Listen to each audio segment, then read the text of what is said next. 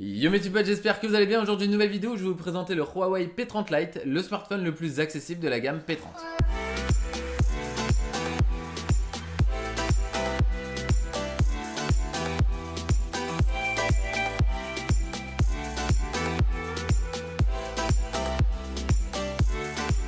Après mon test du P30 Pro, Huawei m'a envoyé le P30 Lite pour que je vous en parle et clairement ce qu'on peut dire c'est qu'il n'a aucun rapport avec le flagship que je vous ai présenté il y a quelques semaines. On est là sur un smartphone bien plus accessible tout en étant bien loti niveau spec et comme tu l'as peut-être vu, il y a deux boîtes derrière moi.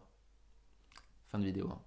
On va commencer par le design. Malgré un smartphone accessible, Huawei a bien bossé sur le rendu général du téléphone. On retrouve un écran borderless, un dos en polycarbonate. Donc vous l'aurez compris, ici pas de dos en verre et donc pas de charge sans fil, mais c'est compréhensible, hein. Huawei veut proposer un smartphone au meilleur prix et se passe de ses fonctions assez gadget comme la charge sans fil. Pour finir, j'aime beaucoup les reflets en S sur le dos du smartphone, c'est assez léger, pas trop criard, mais vous le voyez sûrement en vidéo, il prend énormément les traces de doigts. Ensuite, qui dit P30 dit 3 appareils photo, on les trouve juste ici qui dépassent légèrement de l'épaisseur du smartphone. Comme d'habitude, vous connaissez la chanson, on en parle en fin de vidéo. Et enfin, on va retrouver le capteur d'empreinte digitale juste au dos, plutôt bien placé, mais bon, on va pas débattre 30 ans sur un capteur. Concernant l'écran, on retrouve ici une dalle IPS de 6,15 pouces en Full HD+, pas de LED malheureusement, on se contentera d'un LCD plutôt pas mal qui nécessite tout de même une petite correction dans les paramètres. Et juste au-dessus, on retrouve l'appareil photo dans une encoche en goutte d'eau. D'ailleurs, on peut voir que le menton est assez visible, mais c'est un détail superflu sur des smartphones accessibles comme le P30 Lite. Concernant les specs, on retrouve sur le P30 Lite 4 Go de RAM, 128 Go de stockage et un processeur Kirin 710. Donc comme vous l'aurez compris, on n'est pas ici sur le dernier processeur Kirin 980 comme sur le P30 Pro par exemple. On est sur un processeur un petit peu plus ancien qui va permettre à l'utilisateur d'aller sur YouTube, d'aller sur les réseaux sociaux, de surfer sur internet, de jouer à des mini-jeux. Et après tout, une personne qui met 300 € dans un smartphone n'en demande pas plus. Bon, n'oubliez pas de supprimer régulièrement les tâches de fond du P30 Lite histoire de ne pas consommer de la RAM inutilement. Souvenez-vous, le P30 Pro m'avait ravi avec ses 2 jours d'autonomie sans problème. On peut pas en dire autant du P30 Lite. On retrouve une batterie de 3340 mAh qui va vous permettre de tenir une journée. Voilà, grand maximum avant que vous soyez obligé de le recharger. Bon, c'est assez léger, mais on se satisfera en se disant qu'avec est fourni un adaptateur Quick Charge qui va vous permettre de récupérer 35% en 30 minutes de charge environ. Bon, c'est loin des chiffres complètement délirants des plus haut de gamme, mais on s'en satisfera. Concernant l'OS, on reste sur MUI, sur couche qui me lasse de plus en plus finalement. D'ailleurs, vous le savez sûrement, mais Google ne travaillerait plus avec Huawei prochainement. Il est important de noter que les smartphones qui sont déjà en circulation ne sont pas trop impactés par cette décision parce que les certificats ont déjà été délivrés et donc des smartphones comme le P30 Lite par exemple qui sont sortis ont le droit d'utiliser Android. Au final, ce sera sûrement les prochains smartphones de Huawei qui seront impactés par cette décision. Ils n'auront pas le droit d'utiliser Android et donc la marque va sûrement devoir implémenter leur OS propriétaire, l'OS qui est d'ailleurs utilisé en Chine, pour pouvoir les distribuer à travers le monde.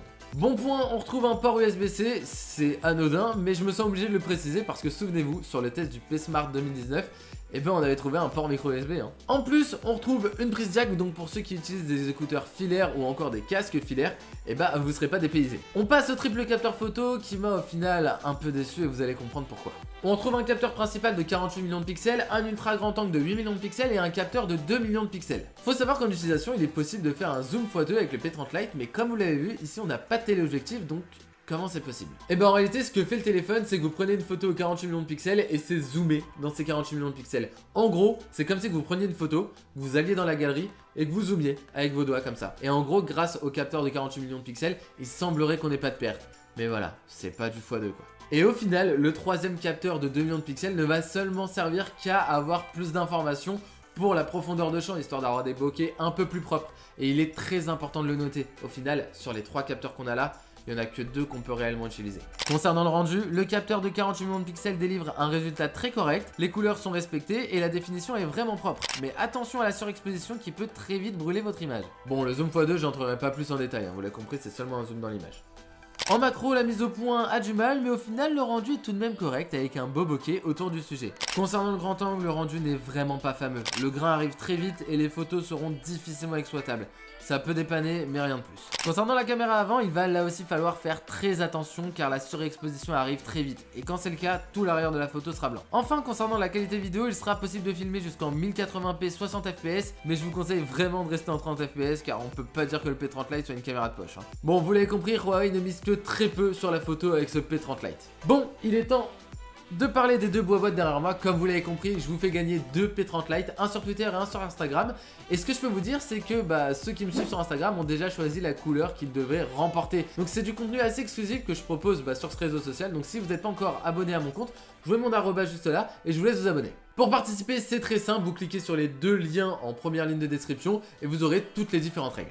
C'est tout pour le test du P30 Lite, j'espère vraiment que cette vidéo vous a plu. Comme d'habitude, si c'est le cas, n'hésitez pas à lâcher un gros pouce en l'air, à vous abonner à la chaîne si ce n'est pas encore fait. Et moi je vous dis à très vite pour une nouvelle vidéo. Des bisous!